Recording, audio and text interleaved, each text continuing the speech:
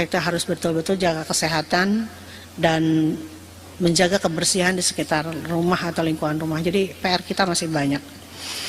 Dan saya juga memberikan terima kasih dan sebesar-besarnya juga setinggi-tingginya kepada para guru di Kabupaten Bogor yang telah berkontribusi dalam upaya memberikan layanan pendidikan yang merata dan berkualitas.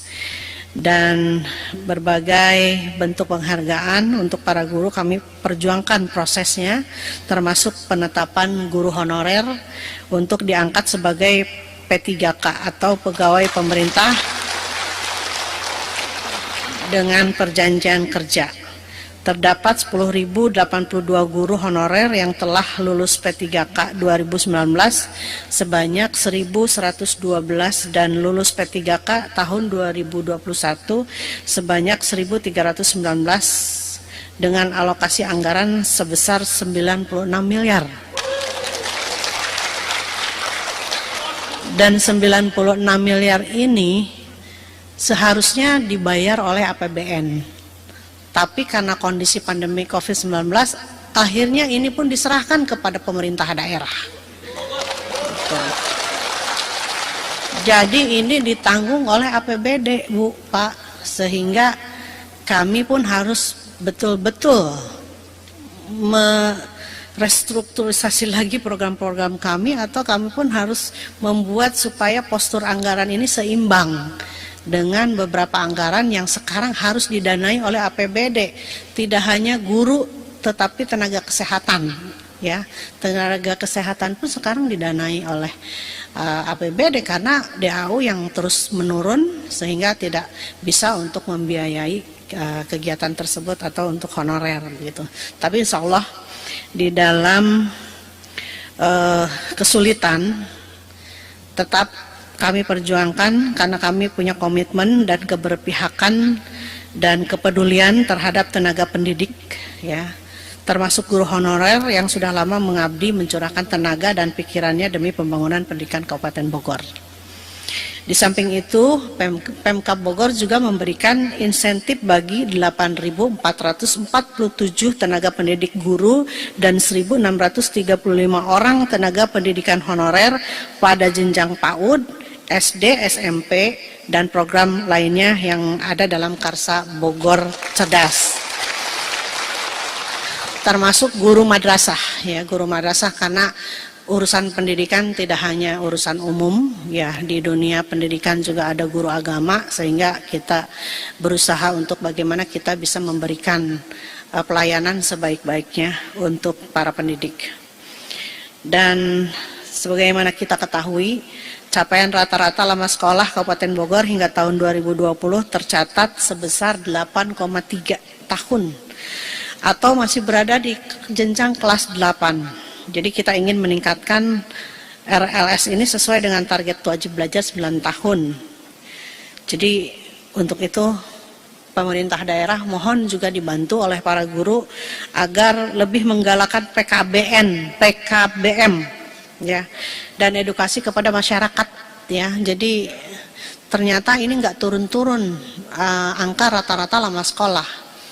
Dan saya juga baru tahu ternyata angka rata-rata lama sekolah yang disurvei itu adalah orang yang berusia 25 tahun ke atas.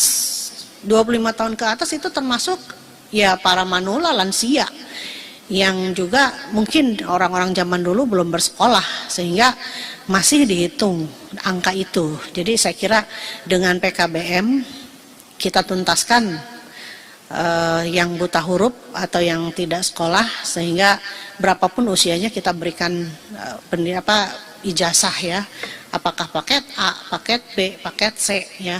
Yang penting mereka juga masih mau untuk menempuh pendidikan.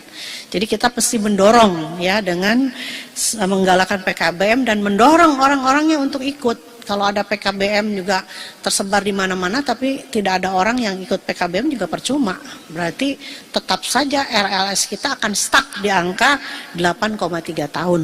Nah, ini sudah Kabupaten Bogor yang maju, ya, sudah banyak mendapat penghargaan dari pemerintah pusat. Kalau kita masih belum mengejar ketertinggalan rata-rata lama sekolah, untuk membantu PKBM. Ya barangkali Bapak Ibu punya waktu luang, ada PKBM yang kekurangan guru, ya kita masuk di situ untuk juga mengajar para orang tua kita yang memang belum tersentuh pendidikan. Kalau nggak salah PKBM itu ada honornya juga ya Pak? Ada tuh Pak. Ya lumayan lah honor-honor ini, ya supaya ada semangat ya untuk bagaimana kita juga bisa mendorong bersama-sama supaya kita sama-sama maju.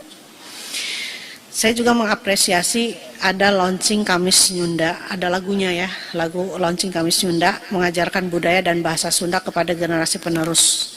Nah, ini juga merupakan inovasi dan tentunya bahasa Sunda dalam pergaulan sehari-hari di lingkungan sekolah agar menjadi budaya. Jadi saya minta Kamis Sunda ini, hari Kamis itu dikasih pelajaran bahasa Sunda. Kalau bisa sih, kalau memang memungkinkan, coba ajak anak-anak di hari Kamis itu belajar bahasa Sunda dengan ngobrol, ya, ngobrol bahasa Sunda. Karena sekarang bahasa Sunda ini sudah hampir punah. Padahal bahasa Sunda ini adalah bahasa ibu. Jadi anak-anak sekarang ini karena campuran perkawinan orang tua, yang satu bapaknya orang Sulawesi, ibunya orang Garut, akhirnya dua bahasa nggak mungkin diterapkan bahasa Indonesia. Padahal kalau salah satu diajarkan, ya minimal bahasa Sunda, mungkin anak-anak akan paham. Apalagi dengan era digitalisasi ini, anak-anak dengan mudah belajar bahasa Inggris ya melalui medsos, bahkan secara sengaja dikhususkan oleh ibunya kursus di tempat-tempat kursus. Saya kira sekarang anak-anak kecil sudah pintar cacisus bahasa Inggris. Saya kira itu bagus, perkembangan yang bagus karena itu bahasa dunia. Tetapi jangan lupa juga sama bahasa ibu. Maksud saya supaya bahasa Sunda ini tidak punah. Ayo kita ajarkan kepada anak-anak, minimal mereka paham dengan bahasa sehari-hari. Ini